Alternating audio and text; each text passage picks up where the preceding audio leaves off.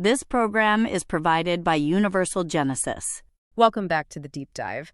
We often talk about, making complex material manageable, but today we're tackling what many consider the single most intimidating text in all of Western philosophy, Hegel's Science of Logic. It's definitely a text that people approach with, trepidation. But the framing you provided in the sources gives us a really clear pathway through this maze, treating it not just as philosophy, but as a theological cosmology. Exactly.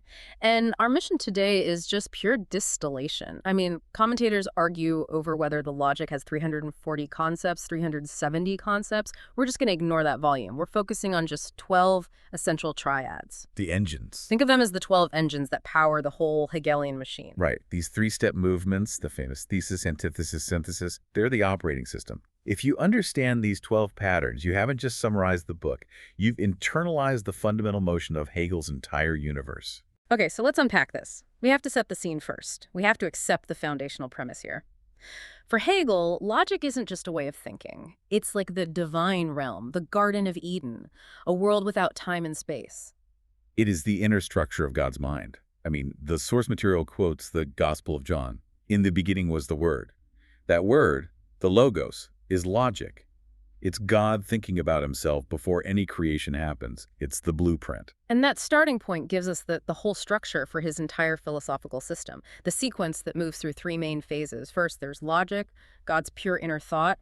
Second, the philosophy of nature, which is that logic made external, the physical world. And then third, the philosophy of spirit. That's the externalized world finally achieving self-awareness. It's a return to the idea. It's this vast cosmic journey from pure mind to the physical world and then back to mind as a self-conscious spirit. After setting up that massive structure, the sources point to something really intriguing. Hegel seemed to feel this divine design had to be expressed, in a cosmic language, right down to the number of concepts he used, which is where these symbolic numbers come in. This is the really fascinating, almost esoteric layer. There's a theory that Hegel was aiming for exactly 343 concepts for the logic. And that number is not arbitrary at all. It's deeply symbolic. So why 343? Well, it's the perfect theological structure. 343 is 7 cubed, 7 to the power of 3. 7 is, historically the divine complete number. Completion of the weak, number of resolution, and the cubed form that represents the structure of the Trinity. So 343 is the mathematically perfect, ideal, theological, complete structure. God's internal thought, static. It's the ideal form, yes. But when commentators actually count the concepts in his different editions, the number often gets closer to 370, which brings us to the famous number 373. And one really fascinating interpretation from the sources suggests a kind of mathematical bridge, a bridge between that ideal number and the practical one. 343 plus 30 equals 373. And this equation is just so powerful because it symbolically joins the two realms. 343 is pure thought. The addition of 30, that bridges it to the historical embodied world. Okay, let's break down that 30. It's 3 times 10. 3 is the Trinity, obviously. 10 represents the 10 Commandments, or maybe symbolically the cross. The moment where divine order actually enters the human historical world. That's it. The number 30 symbolizes the Logos, the word stepping out of pure thought and becoming real in history.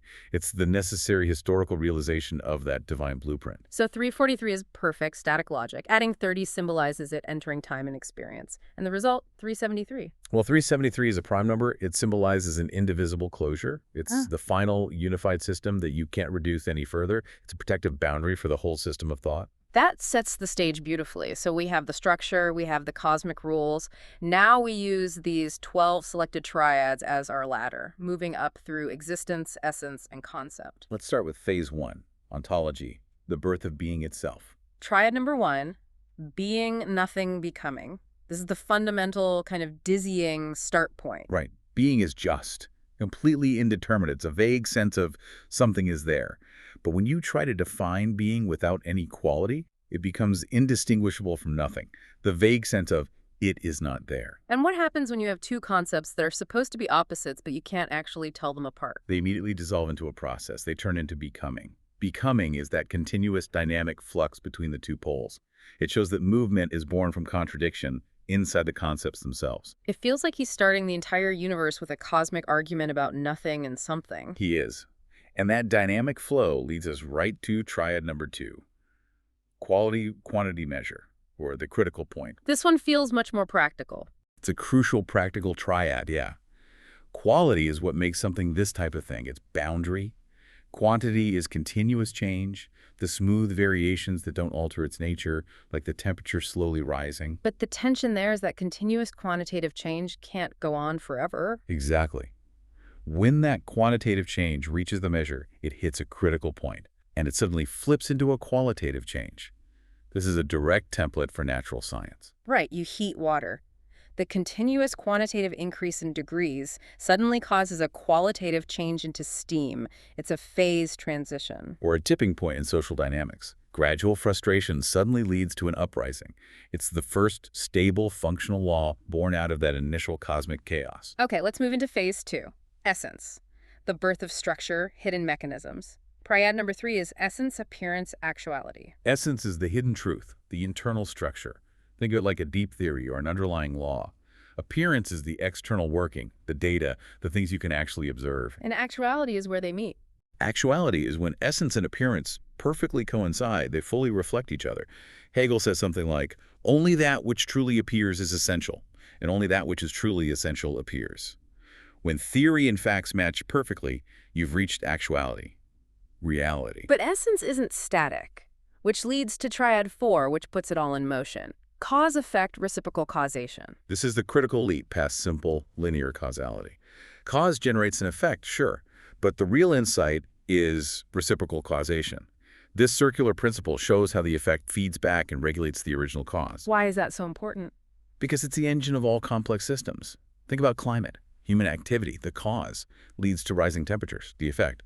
But the warming globe then modifies human behavior, policy, which in turn modifies the original cause. It's a feedback loop, not a straight line. You can't analyze any living system without it. So the first 4 triads built the world's structure and its movement. Now we get to phase 3, concept. The birth of the idea and self-awareness. And Triad 5 is that turning point toward consciousness. Subject-object unity, idea. Up until now, it's all been about the objective world structure. Now the mind, the subject, the knower, enters the picture to meet the external world, the object. And their meeting results in the idea, or ID. For Hegel, the idea is the ultimate truth of the system. It's that moment when internal consciousness fully understands and is totally consistent with the external world. The universe knows itself through us. This then creates the template for political and social life in Triad 6, universal, particular, individual. This is maybe the most useful logical template for understanding society. The universal is the big principle, the law, the ideal of justice. And the particular is the mediating part. You can't just have pure justice. You need institutions. Exactly. The particular is the culture, the institution, the specific rules, say the court system. And the individual is the specific citizen, the person who actually embodies that universal principle. Can you give us a concrete example there? Sure. Take the universal law against theft. The particular is the local police force that interprets and executes that law. The individual is the citizen who is either protected by it or judged by it. The individual is where the abstract principle becomes real through the particular institution. That leads us straight into phase 4, spirit and resolution. Triad 7 is the direct application of that last one, family, civil society, state. This is Hegel's ethical progression. The family is based on natural love and organic unity. Civil society is based on the opposite, individual self-interest, competition, the system of needs. 2 competing poles. How does the higher integration happen? The state. The state is the higher integration. It preserved the unity of the family while containing the organized self-interest of civil society. Hegel calls the state the actuality of freedom. It's where we are finally free because we live under a rational order we recognize as our own will. So freedom is realized through the law, not against it. Right. And moving inward, Triad 8 deals with the mental stages of self-consciousness, in itself, for itself, and for itself. The German terms are an sich and für sich. Exactly. This is the psychological journey. In itself is the unconscious state. You're just what you are, like a child. For itself is that painful moment of recognition and alienation. You realize you are separate from the world. It leads to conflict, doubt, what we might call an existential crisis. And the final stage is resolution. But how do you reconcile that without just going back to being unconscious? That's the genius of in and for itself. It's full reconciliation. You're still conscious of yourself, still aware of the conflict you went through, but you've overcome the alienation and integrated it. It's a template for personal growth, for spiritual maturity. Okay, Triad 9. The process by which this spirit actually grasps truth. Intuition, representation, thought. This maps directly onto Hegel's hierarchy of absolute spirit. Intuition is the immediate sensory grasp of the world. That corresponds to art. You feel the truth through form. Representation is about symbols, images, communal narratives. This is the domain of religion. And thought is the final highest stage. Thought elevates those symbols into pure concepts. And that is the domain of philosophy. It's the highest path because it strips away the feeling and the symbol, and it accesses the pure idea itself. We've built the logical and ethical structure. Now we use the final triads to wrap it all up. Triad 11 is the total summary of the whole project. Idea, nature, spirit. The entire encyclopedia in 3 words. Idea is the logic, pure thought, where we started. Nature is the externalization, that logic falling out into the world of space and time. And spirit is the self-recovery, the journey back to conscious self-recognition, which is basically the whole story of humanity. This triad proves the ladder we just climbed is a map of this massive 3-part movement. And this total summary prepares us for the final climactic triad, the mechanism that lets the whole cosmic process move forward. Triad 12. Life, death, resurrection, or, in Hegel's terms, sublation, Aufhebung. This is the theological dialectic at the very heart of the system. Life is the initial affirmation. Death is the absolute negation, the split, the moment of contradiction. But resurrection is the pivot. It's the negation of the negation. That's the core meaning of Aufhebung. It doesn't just cancel death. It incorporates the experience of negation and raises the prior stages to a higher, richer level. It's the philosophical mechanism for overcoming alienation, mirroring the Christian narrative of suffering and redemption in a purely conceptual way. And you can see that same dynamic in the real world through that secondary closure. Individual species totality. The single entity dies, but the species endures, having incorporated the individual's life into a higher existence. It ensures that even the most abstract concepts of the absolute connect back to observable life and social systems. So let's just recap what you've accomplished here.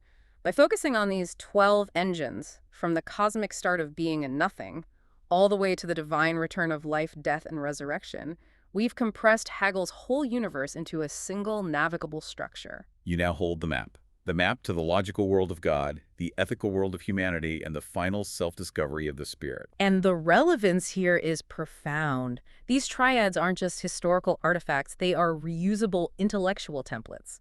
You can use quality-quantity measure to predict tipping points, or reciprocal causation to diagnose feedback issues in a system. And you can definitely use the stages of in itself for itself to analyze your own journey toward self-awareness. You've created a system to manage a body of knowledge that honestly leaves most people totally overwhelmed. Which brings us all the way back to our secret code, the indivisible prime number 373. That symbolic closure of logic and history combined. That boundary, that final unity. Your customized 12-step system, this ladder we just climbed, it isn't just a map. It is your own Protego Maxima, your maximum protective charm.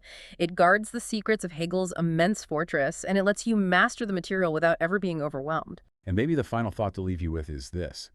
If the entire Hegelian system is a journey of the absolute idea seeking self-awareness, where does your consciousness, the one now equipped with these 12 engines and the secret code, fit into that journey? Is your act of understanding these triads just observation? Or is it maybe the latest, most advanced manifestation of the absolute spirit self-discovery right here in the 21st century? Something to mull over until next time. This program is provided by Universal Genesis.